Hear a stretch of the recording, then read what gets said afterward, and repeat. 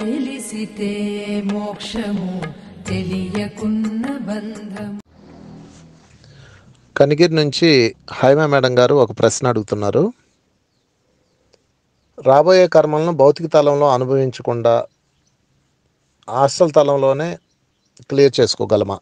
ఇది వారి ప్రశ్న. ఇది చాలా మంచి ప్రశ్న. అంటే మన జీవితంలో ఒక బాధ వస్తుంది అంటే అది మన భౌతిక తలంలో అంటే మన జీవితంలోకి వచ్చింది అంటే అది ఖచ్చితంగా పైనుంచి వచ్చింది. అంటే కిందనున్న చిన్న చిన్న సమస్యలు అవి పక్కన పెట్టండి, మనం పైన ఉన్న సమస్య గురించి మాట్లాడుకుంటున్నాం. పైనుంచి మన జీవితంలోకి ఒక సమస్య వచ్చిందంటే దాని అర్థం ఏమిటి?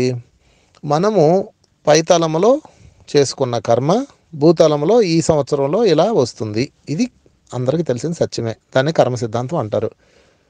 సో రాబోయే జబ్బులు లేదా అనుభవిస్తున్న జబ్బులు భూమి మీదకి రాకుండా పైనే క్లియర్ చేసుకునే మార్గం ఒకటి ఉంది. దాని పేరు ఏంటంటే మనోతలం. అంటే భూతలంలోకి రాకుండా మనోతలంలోనే మీ సమస్యను మీరు సాల్వ్ చేసుకోవచ్చు. ఎలా సాల్వ్ చేయాలి ముందు చూడండి. ఫస్ట్ సమస్య ఏంటో మీకు తెలియాలి కదా, తెలియకుండా ఎలా చేయగలరు? అందుకని ప్రతిరోజు ధ్యానంలో మీరు వాటిని చూడొచ్చు. దానికి ఒక ప్రాసెస్ చెప్తాను. మీరు ఏం చేయాలంటే కంపల్సరీగా రాత్రిళ్ళు ఎక్కువ ధ్యానం చేయాలి. పడుకునే ముందు ధ్యానం చేసి పడుకోండి. మధ్యరాత్రిలో మెలకు వస్తుంది. మెలకు వచ్చినప్పుడు 36 బ్రెత్స్ కౌంట్ చేయండి. మాస్టర్స్, నాకు దుష్కర్మలు ఏమైనా ఉంటే చూపించండి, నాకు మిగిలిన కర్మలు రాబోయే కర్మలు చూపించండి అని అడగండి. మరలా ధ్యానం చేసి నిద్రపోండి. ఓకే, 36 బ్రెత్స్ కౌంట్ చేయండి, సంకల్పం పెట్టండి, మరలా 36 బ్రెత్స్ కౌంట్ చేయండి, హాయిగా నిద్రపోండి.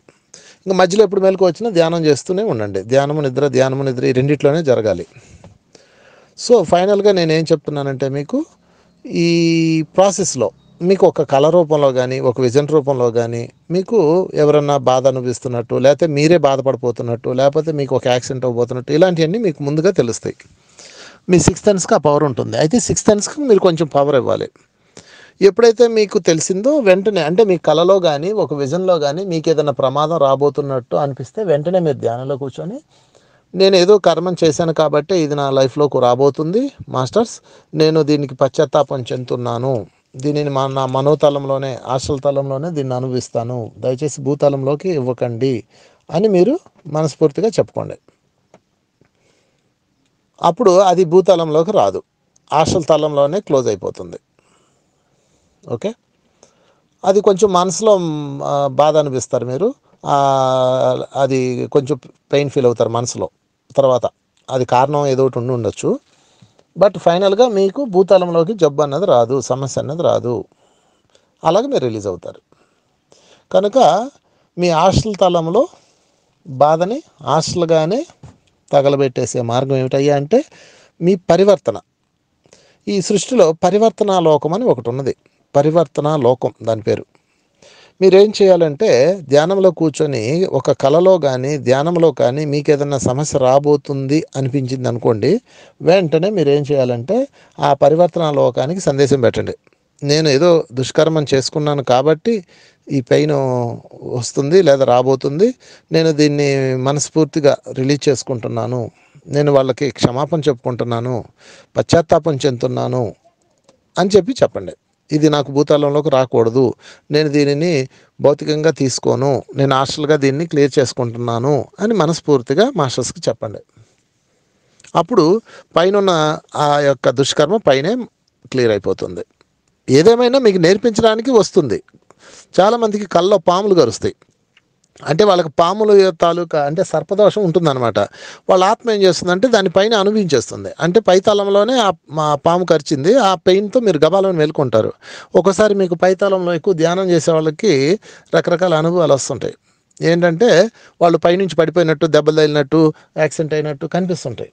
అయితే మీరు హాస్టల్ లోకంలో నుంచి భూలోకంలోకి రాబోతుంది అది. దానికి మీరు ఏం చేయాలంటే మీరు ధ్యానం చేశారు, ఆధ్యాత్మిక మార్గంలో ఉన్నారు కాబట్టి అది అక్కడే క్లియర్ అవుతుంది. సో ఇప్పుడు మీరు చేయాల్సింది ఏంటంటే మీరు ఒకటే, ఏమిటయ్యా అది అంటే మీరు మీ మనోతలంలో దాన్ని క్లియర్ చేసుకోవాలి. అయితే దానికి పశ్చాత్తాపం చెప్పాలి. సో ఫైనల్గా నేను ఒకటే చెప్తున్నా మీ అందరికీ, ఇన్ని కన్ఫ్యూజ్ లేకుండా మీ కళలో కానీ మీ ధ్యానంలో కానీ లేకపోతే ఎక్కడైనా సరే కానీ మీకు ఎవరన్నా బాధ అనిపిస్తూ కనపడితే మీరు కానీ ఇంకొకరు కానీ, అదన్నిటికీ మీరే కారణం. ఆ విషయం బాగా గుర్తుపెట్టుకోండి.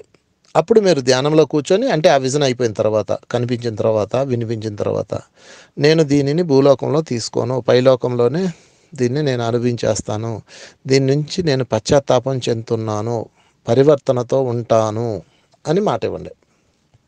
దీని నుంచి నేను నేర్చుకోవాల్సింది నేర్చుకున్నాను అని ఆ కళలో మీకు ఏదైతే కనపడిందో దాన్ని 2-3 సార్లు రిపీట్ చేసుకొని, దీని నుంచి నేను నేర్చుకోవాల్సింది నేర్చుకున్నాను అని మీరు ఆ పాఠాన్ని నేర్చేసుకోండి. ఎప్పుడైతే ఆ పాఠం పైన నేర్చేసుకున్నారో ఇంకా అది మనం భూతాళంలోకి రాదు. భూతాళంలోకి రాదు అంటే మీకు జబ్బు రూపంలోనో, ఆ తర్వాత సమస్య రూపంలోనో అది మేనిఫెస్ట్ అవ్వదు. సో మై డియర్ ఫ్రెండ్స్, ఇది ఆ కర్మని ముందుగానే చూసుకొని దగ్గం చేసుకునే పద్ధతి. రాబోయే కర్మల్ని ఒకవేళ ఇన్ కేసు మీకు ఆల్రెడీ భూమి మీదకి వచ్చింది అనుకోండి, అనుభవిస్తున్నారు, దానికి ధ్యానంలో కూర్చొని క్షమాపణ చెప్పుకొని రిలీజ్ చేసుకోవచ్చు. ఏదేమైనా పశ్చాత్తాపం, పరివర్తన, ఈ 2 మాత్రమే సమస్యకి సొల్యూషన్. పశ్చాత్తాపం, పరివర్తన. ఎంతగా మిమ్మల్ని మీరు నరికేస్తే అంతగా పశ్చాత్తాపం వస్తుంది, ఎంతగా మిమ్మల్ని మీరు మార్చుకుంటే అంతగా పరివర్తన వస్తుంది.